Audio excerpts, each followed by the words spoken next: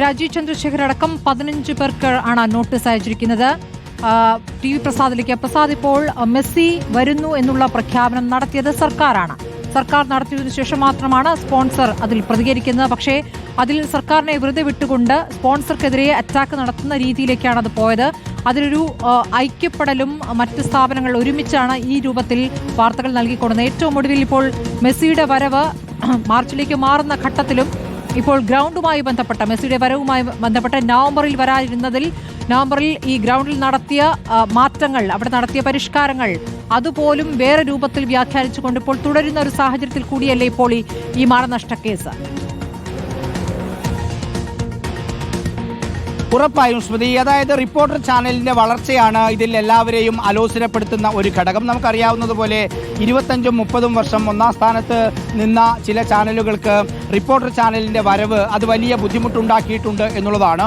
ഇങ്ങനെ തന്നെ പറയേണ്ടി വരുന്നത് നിരന്തരമായി നമ്മളെ ആക്രമിക്കുന്നത് കൊണ്ടാണ് എന്നുള്ളതാണ് പ്രേക്ഷകരോട് നമുക്ക് പറയേണ്ടി വരുന്നത്. അതായത് വെറും ഒരൊറ്റ വർഷം കൊണ്ടാണ് കേരളത്തിലെ 1-ാം നമ്പർ ചാനലായി റിപ്പോർട്ടർ ചാനൽ വളർന്നത്. അതിൻ്റെ പിന്നാലെയാണ് ഈ ഒരു ബുദ്ധിമുട്ട് റിപ്പോർട്ടറിനോട് ഇവർക്കെല്ലാം ഉണ്ടായി തുടങ്ങിയത് എന്നുള്ളതാണ്. ഇത് മെസ്സിയുടെ വരവുമായി ബന്ധപ്പെട്ടോ അർജന്റീനൻ ടീമിന്റെ വരവുമായി ബന്ധപ്പെട്ടോ ഉള്ളതല്ല. ഇത് റിപ്പോർട്ടർ ടിവിയുടെ വളർച്ചയെ തകർക്കുക എന്നുള്ള ഗൂഢലക്ഷ്യത്തിന്റെ ഭാഗമായിട്ടാണ് എന്നുള്ളതാണ് റിപ്പോർട്ടർ ടി വി തിരിച്ചറിയുന്നത്. റിപ്പോർട്ടർ ടി വിയിലെ ഓരോ മാധ്യമ പ്രവർത്തകനും തിരിച്ചറിയുന്നത്. അതിന്റെ അടിസ്ഥാനത്തിൽ തന്നെയാണ് മാനേജ്മെന്റ് ഇത്തരം വ്യാജ പ്രചാരണങ്ങൾക്കെതിരെ ശക്തമായ നിയമ നടപടികളിലേക്ക് കടക്കുന്നത്. പ്രത്യേകിച്ച് സ്മൃതി, രാജീവ് ചന്ദ്രശേഖർ BJPയുടെ സംസ്ഥാന അധ്യക്ഷനായതിനു ശേഷമാണ് ഈ ഒരു ഇടപെടൽ സജീവമായി ഉണ്ടാകുന്നത് എന്നുള്ളതും പറയാതിരിക്കാൻ കഴിയുകയില്ല. കാരണം BJPയുടെ സംസ്ഥാന അധ്യക്ഷന്റെ ചാനലാണ് താഴേക്ക് പോകുന്നത് എന്നുള്ളത് ഇതിൽ പ്രധാനപ്പെട്ട ഘടകം തന്നെയാണ്. വേറെ ആരും കൊടുക്കുന്നതിനേക്കാളും ഏഷ്യാനെറ്റ് ന്യൂസിന് റിപ്പോർട്ടറിനെതിരായി നിരന്തരം വാർത്തകൾ കൊടുക്കാനുള്ള ഒരാവേശമുണ്ടല്ലോ, ആ ആവേശത്തിനെതിരെയാണ് ഈ നിയമ നടപടി സ്വീകരിച്ചിരിക്കുന്നത്. അതാണ് ഇനി അനുവദിക്കാൻ പറ്റില്ല എന്ന് കോടതി പറഞ്ഞിരിക്കുന്നത്. അതുകൊണ്ട് തന്നെയാണ് രാജീവ് ചന്ദ്രശേഖറും സിന്ധു സൂര്യകുമാറും PG സുരേഷ് കുമാറും അടക്കമുള്ളവർക്കെതിരെ 150 കോടി രൂപയുടെ മാനനഷ്ട കേസ് ഫയൽ ചെയ്യാൻ സ്ഥാപനം തീരുമാനിക്കുകയും ചെയ്യുന്നത്. ഇത് യഥാർത്ഥത്തിൽ മെസ്സി കേരളത്തിൽ വരികയും അർജന്റീനൻ ടീം കേരളത്തിൽ കളിക്കുകയും ചെയ്താൽ അതിന്റെ ഇമേജ് ഉണ്ടാവുക റിപ്പോർട്ടർ TVക്കാണെന്ന് നന്നായി അറിയാവുന്നവരാണ് ഈ ഇല്ലാത്ത പ്രചരണങ്ങൾക്ക് എല്ലാം പിന്നിൽ. എല്ലാവർക്കും അറിയാം എന്താണ് മെസ്സിയുടെ കാര്യത്തിലും അർജന്റീനൻ ടീമിന്റെ കാര്യത്തിലും സംഭവിച്ചത് എന്ന്. ഈ പറയുന്ന നവംബർ മാസം 17-ാം തീയതി നിശ്ചയിച്ച കളി അത് മറ്റു ദിവസത്തേക്ക് മാറ്റാനുള്ള സാഹചര്യങ്ങളും നമുക്കറിയാം. നമ്മുടെ സ്റ്റേഡിയവുമായി ബന്ധപ്പെട്ടും അതിനെ ഇന്റർനാഷണൽ നിലവാരത്തിലേക്ക് ഉയർത്തുന്നതുമായി ബന്ധപ്പെട്ടുള്ള കാര്യങ്ങൾ അറിയാത്തത് കൊണ്ടല്ല ഈ വ്യാജ പ്രചരണങ്ങൾ നടക്കുന്നത് എന്നുള്ളതാണ്. അത് റിപ്പോർട്ടർ TVയുടെ വളർച്ച ഒന്നുകൊണ്ട് മാത്രമാണ്. റിപ്പോർട്ടർ TVയുടെ ഭാഗമായി അതിന്റെ നേതൃത്വത്തിൽ മെസ്സിയും ടീമും ഇനി കേരളത്തിലേക്ക് വരുമ്പോൾ അതിന്റെ ഗുണം, അതിന്റെ വളർച്ച വീണ്ടും നിലവിലുള്ളതിലും കൂടുതൽ റിപ്പോർട്ടർ TVക്ക് ഉണ്ടാകും എന്നുള്ളത് കൊണ്ടാണ് സംഘടിതമായ ഈ ആക്രമണം നമുക്കെതിരെ ഉണ്ടാകുന്നത്. ഇവിടെ മെസ്സിയെയും കൂട്ടരെയും അർജന്റീനൻ ടീമിനെ കൊണ്ടുവരിക എന്നുള്ളത് സർക്കാരിന്റെ പദ്ധതിയാണ്, സർക്കാരിന്റെ സ്വപ്ന പദ്ധതിയായിരുന്നു. ആ പദ്ധതിക്ക് സർക്കാരിന് ഒറ്റയ്ക്ക് സാധിക്കില്ല എന്നതുകൊണ്ടാണല്ലോ സ്വാഭാവികമായും അതിലേക്ക് സ്പോൺസർ എത്തുന്നത്. അങ്ങനെ സ്പോൺസർഷിപ്പ് എടുക്കുന്നു റിപ്പോർട്ടർ TV എന്നുള്ളതാണ്. അതിൽ ആ നടപടികളുമായി പോകുമ്പോൾ അതിലേക്ക് പണം ഇൻവെസ്റ്റ് ചെയ്യുമ്പോൾ ആ ഇൻവെസ്റ്റ് ചെയ്യുന്ന ആൾക്കെതിരെ മാത്രം ആരോപണം ഉയർത്തിക്കൊണ്ട് അതൊരു വേറെ രൂപത്തിലേക്ക് കൊണ്ടുപോകുന്ന ശൈലി, അത് ഏതെങ്കിലും ഒരു ചാനലിൻ്റേത് മാത്രമല്ല, അതിലൊരു ഐക്യപ്പെടൽ ഉണ്ടായിരുന്നു. ആ ഐക്യപ്പെടൽ ഈ ചാനൽ യുദ്ധത്തിൽ ഗുണം ചെയ്യും എന്ന രൂപത്തിൽ അത് ദുരുപയോഗപ്പെടുത്താനുള്ള ശ്രമമല്ലേ യഥാർത്ഥത്തിൽ നടന്നിരിക്കുന്നത് സജീഷ്? സ്മൃതി ചൂണ്ടിക്കാണിച്ച വളരെ പ്രധാനപ്പെട്ട ഒരു കാര്യമാണ്. ഇതിൽ ദുരൂഹമായൊരു ഐക്യപ്പെടൽ ഉണ്ട്. റിപ്പോർട്ടർ TVക്കെതിരെ മറ്റ് മാധ്യമ സ്ഥാപനങ്ങളുടെ ദുരൂഹമായൊരു ഐക്യപ്പെടൽ ഉണ്ട് എന്ന് പറയേണ്ടി വരും. അതിലേറ്റവും പ്രധാനപ്പെട്ട വിഷയം മെസ്സി കേരളത്തിൽ വരുമായി ബന്ധപ്പെട്ട വാർത്തകൾ കേന്ദ്രീകരിച്ചുകൊണ്ടാണ്.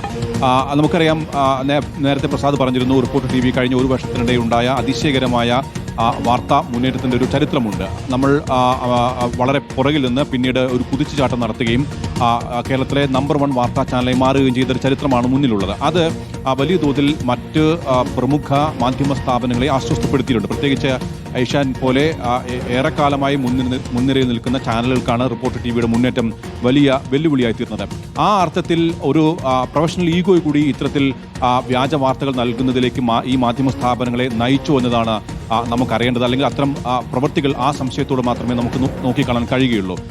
മെസ്സിയും അർജന്റീന ടീമും കേരളത്തിൽ എത്തുന്നതുമായി ബന്ധപ്പെട്ട് റിപ്പോർട്ടർ TV മാനേജ്മെന്റും സർക്കാരും നടത്തുന്ന ഭഗീരഥമായൊരു പ്രയത്നമുണ്ട്. നേരത്തെ ഒരു സ്പോൺസർ പിൻവാങ്ങിയതിനു ശേഷമാണ് കേരളത്തിന്റെ ഒരു സ്വപ്ന പദ്ധതിയായി മെസ്സി ഇവിടെ എത്തുന്ന കാര്യത്തിൽ ആ പ്രതീക്ഷകൾക്ക് മങ്ങലേൽപ്പിച്ചത്. ആ പ്രതീക്ഷകൾ വീണ്ടും മുന്നോട്ട് കൊണ്ടുവന്നത് സർക്കാരിന്റെയും റിപ്പോർട്ടർ TVയുടെയും പരസ്പര സഹകരണത്തോടു കൂടിയുള്ള പദ്ധതിയാണ്. ആ പദ്ധതി പ്രകാരമാണ് നമ്മൾ ഫിഫയുമായി അടക്കം ഒപ്പം തന്നെ അർജന്റീന ടീം അധികൃതരുമായി അടക്കം ചർച്ചകൾ നടത്തുകയും അവരെ ഇവിടത്തേക്ക് കൊണ്ടുവരികയും സ്റ്റേഡിയത്തിന്റെയും ഉൾപ്പെടെയുള്ള ഇവിടുത്തെ അടിസ്ഥാന സൗകര്യങ്ങളെല്ലാം തന്നെ കാണിക്കുകയും അത് അവരെ പറഞ്ഞു മനസ്സിലാക്കുകയും ചെയ്തു.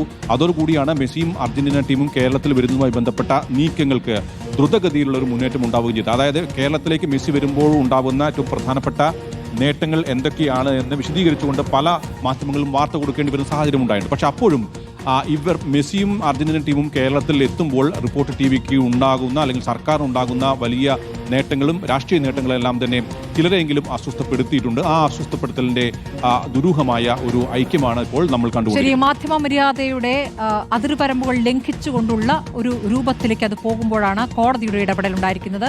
റിപ്പോർട്ടർ TV പരാതി നൽകിയതിന്റെ അടിസ്ഥാനത്തിൽ പ്രസാദ് ഇപ്പോൾ ഈ കോടതി നൽകിയിരിക്കുന്ന കർശനമായ നിർദ്ദേശങ്ങൾ അത് ഇന്നു മുതൽ ഈ നിമിഷം മുതൽ പ്രാവർത്തികമാവുകയല്ലേ?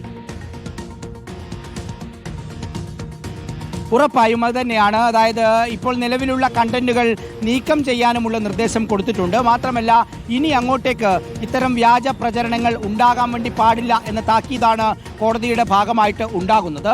മാത്രമല്ല ഈ സ്ഥാപനങ്ങൾക്ക് ഏഷ്യാനെറ്റ് ന്യൂസ് അടക്കമുള്ള മാധ്യമ സ്ഥാപനങ്ങൾക്ക് കൊടുത്ത നിർദ്ദേശം മാത്രമല്ല സ്മൃതി, മെറ്റയുടെ ഭാഗമായി വരുന്ന ഫേസ്ബുക്ക്, ഇൻസ്റ്റഗ്രാം ഉൾപ്പെടെയുള്ളവയ്ക്കും മെറ്റയ്ക്കും ഗൂഗിളിനും യൂട്യൂബൊക്കെ വരുന്നത് ഗൂഗിളിൻ്റെ ഭാഗമായാണ്. ഗൂഗിളിനും ഇത് സംബന്ധിച്ചുള്ള നിർദ്ദേശം നൽകിയിട്ടുണ്ട് എന്നുള്ളതാണ്. നിലവിൽ അപകീർത്തികരമായ കണ്ടന്റുകൾ നീക്കം ചെയ്യുക എന്നുള്ളതാണ് പ്രധാനപ്പെട്ട കാര്യം. സാധാരണ സ്മൃതി നമ്മളൊരു വാർത്ത കൊടുക്കുന്ന സമയത്ത് അതിനൊരു ആധികാരികതയുണ്ടാവും, അതിനൊരു ഡോക്യുമെൻ്റ് ഉണ്ടാവും, കൃത്യമായ സോഴ്സ് ഉണ്ടാകും. അതൊന്നുമില്ലാതെ ഇപ്പോൾ നടക്കുന്ന പ്രചാരണങ്ങൾ എന്നുള്ളത് എങ്ങനെയെങ്കിലും ഈ കളിയും അതുപോലെ തന്നെ ഈ സംവിധാനത്തെയും ഇല്ലാതാക്കി കളയാം എന്ന ലക്ഷ്യം വെച്ചുകൊണ്ടാണ് പ്രചാരണം നടക്കുന്നത് എന്നുള്ളതാണ്. സ്വാഭാവികമായി വരുന്ന വാർത്തകളെ നമുക്ക് അങ്ങനെ കാണാനെങ്കിലും കഴിയും. പക്ഷെ അതൊന്നുമല്ലാതെ കേന്ദ്രീകരിച്ച രീതിയിൽ മെസ്സി വരുന്നു എന്ന് പറയുന്നതിനേക്കാളും ആവേശമുണ്ടായത് മെസ്സി ഈ സീസണിൽ വരില്ല എന്ന് പറയാനായിരുന്നു.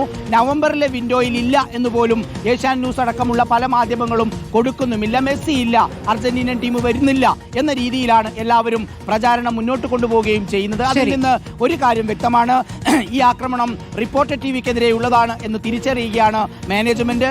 അതിന്റെ ഭാഗമായിട്ടാണ് ഈ നിയമ നടപടിയിലേക്ക് പോവുകയും ചെയ്തത്.